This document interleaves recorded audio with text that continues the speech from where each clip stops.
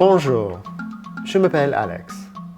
Si vous êtes candidate à une subvention Amplify Change, ou si en tant que prochaine bénéficiaire, vous voudriez mieux comprendre comment votre projet contribuera à notre vision, celle d'un monde où chacun pourrait pleinement faire valoir ses droits à sa santé sexuelle et reproductive.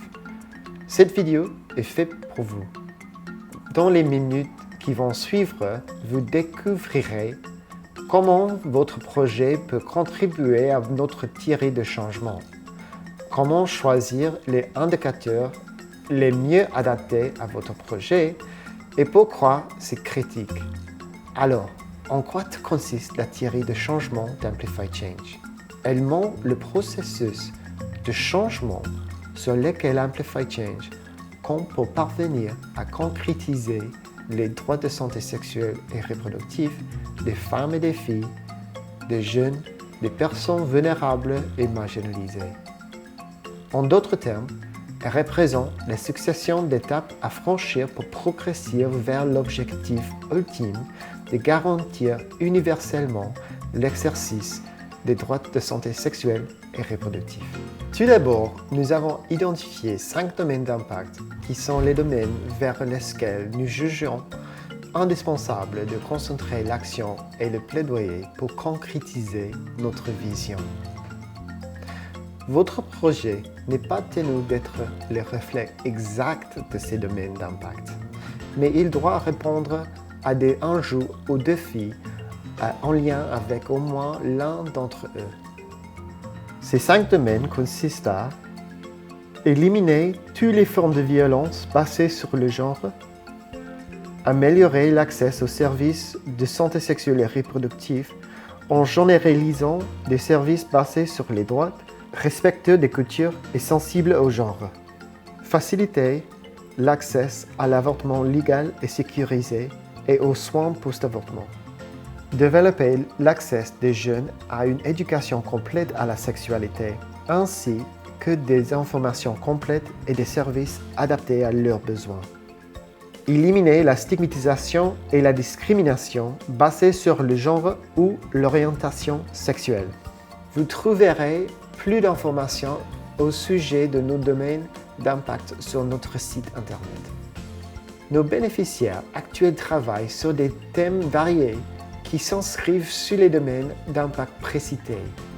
Par exemple, si votre projet cherche à mettre fin à la stigmatisation qui entoure la menstruation, votre domaine d'impact pourrait être l'élimination de la stigmatisation basée sur le genre. Ou, si vous plaidez pour les droits à la santé sexuelle et reproductive des personnes en situation d'handicap, vous pourriez rattacher votre projet à l'amélioration de l'accès aux services de santé sexuelle et reproductive ou à l'accès des jeunes à une éducation complète à la sexualité, suivant la perspective de travail que vous adoptez. Le niveau suivant de notre tirée de changement présente les résultats qu'il faudra atteindre pour réaliser notre vision. Ce sont les résultats auxquels nous espérons parvenir grâce à Amplify Change. Nous soutenons donc des projets qui s'orientent vers au moins l'un d'entre eux. Impulser une prise de conscience individuelle des droits de santé sexuelle et reproductive comme un droit humain. Améliorer l'accès aux ressources, informations et services de santé sexuelle et reproductive. Transformer les normes sociales. Changer et faire appliquer les politiques et les lois. Et construire des mouvements plus forts et plus inclusifs pour les droits de santé sexuelle et reproductive. En quoi tout ceci concerne-t-il votre candidature ou la conception de votre projet? Votre projet doit se rattacher à ces domaines d'impact et de résultats pour garantir qu'il contribue aux objectifs d'Amplify Change. Nous vous demanderons de sélectionner parmi les domaines d'impact et des résultats retenus par Amplify Change, ceux qui correspondent le plus à votre projet. Nous avons également développé un ensemble d'indicateurs correspondant à chaque domaine des résultats pour faciliter la mesure d'impact de votre travail. Vous devrez sélectionner les indicateurs les plus adaptés à votre projet, soit de votre candidature, soit lorsque vous aurez reçu un accord de financement, suivant le processus de candidature qui vous concerne. Si vous estimez que les indicateurs proposés par Amplify Change ne capturent pas l'ensemble de votre travail, vous pourrez également ajouter vos propres indicateurs. Tout au long de votre projet, vous devrez transmettre un reporting régulier sur la base des indicateurs que vous aurez initialement choisis. Le nombre et le type d'indicateurs à sélectionner dépendent de l'importance de votre subvention. Chaque type de subvention est associé à des exigences spécifiques. La liste complète d'indicateurs, avec des explications sur chacun d'entre eux, vous sera communiquée lors du processus de candidature. Vous pouvez également le télécharger sur notre site internet. Laissez-moi vous expliquer comment choisir vos indicateurs à travers un exemple. Imaginons un projet qui se proposait d'éradiquer les mutilations génitales féminines et toutes les formes de violence envers les femmes et les filles. Pour y parvenir, l'équipe compte sur l'éducation et le travail de terrain auprès des femmes, des hommes, des filles et des garçons pour leur donner les moyens de refuser les pratiques traditionnelles contraires à leur dignité et à leur bien-être. Ce projet pourrait prévoir parmi ses activités de former des médiatrices communautaires qui organiseront des ateliers et discussions en sein de leur communauté. Ces ateliers réuniront chacun 15 à 25 survivants de mutilations génitales féminines. Ils prendront la forme de spectacles culturels, musique, pièces de théâtre et danse traditionnelle pour faire passer un message en racontant une histoire. Ces ateliers seront centrés sur le rôle des différents acteurs de la communauté, par exemple les chefs de village, les jeunes, les parents, les enseignants et les dignitaires. Ils seront également orientés vers l'éradication des mutilations génitales féminines et les droits et responsabilités des différents acteurs.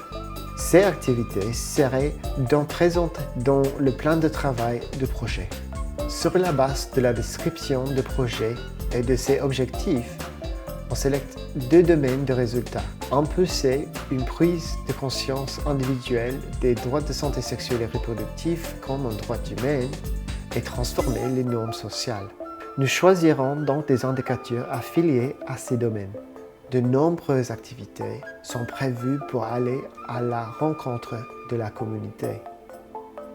Elles consistent à partager des connaissances sur le pouvoir qu'ont les individus et les communautés de participer activement à la remise en question de MJF.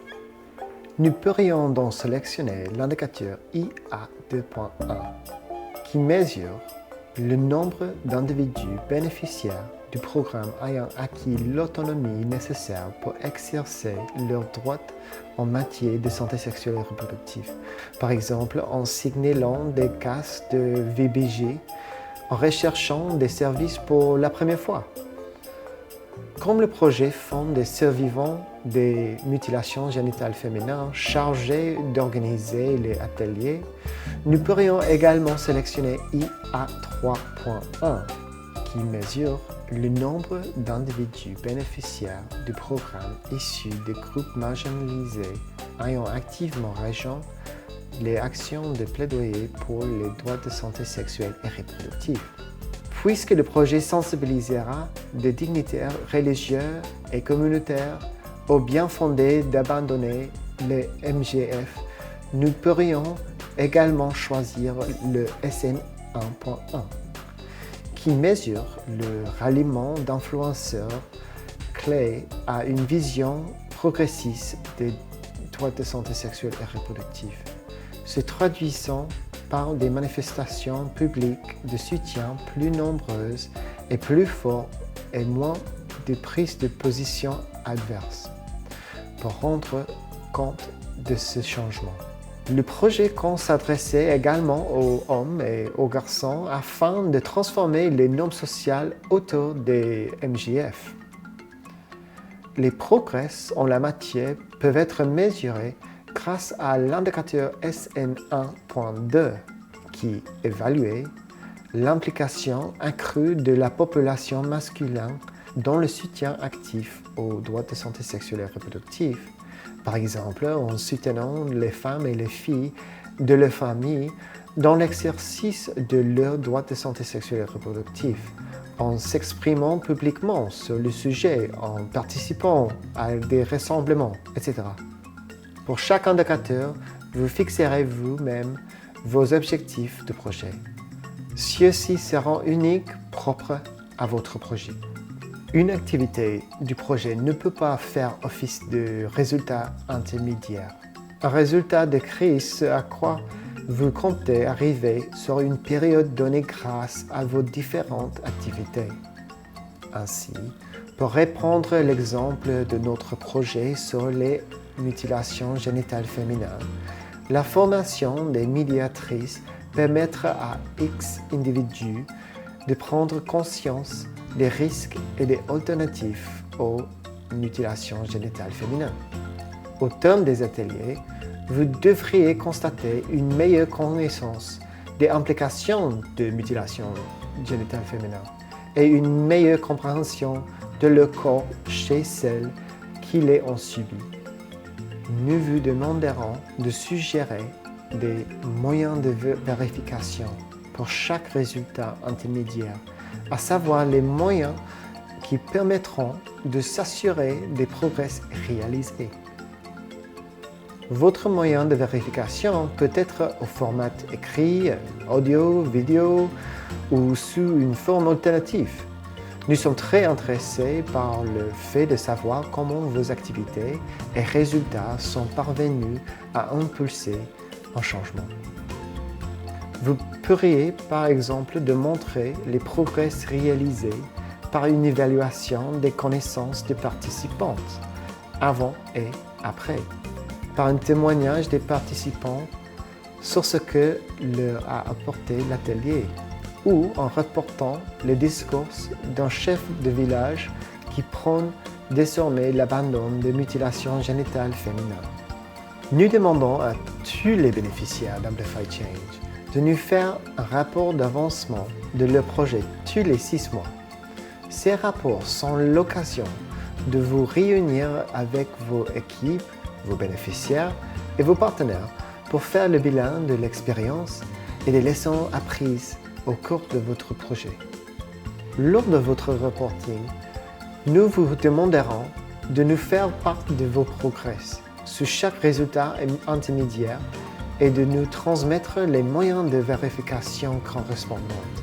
Nous vous demanderons de rendre compte que des indicateurs et résultats convenus, mais vous pouvez tout à fait les intégrer à une approche de suivi et évaluation plus large qui étudie chaque activité plus en détail.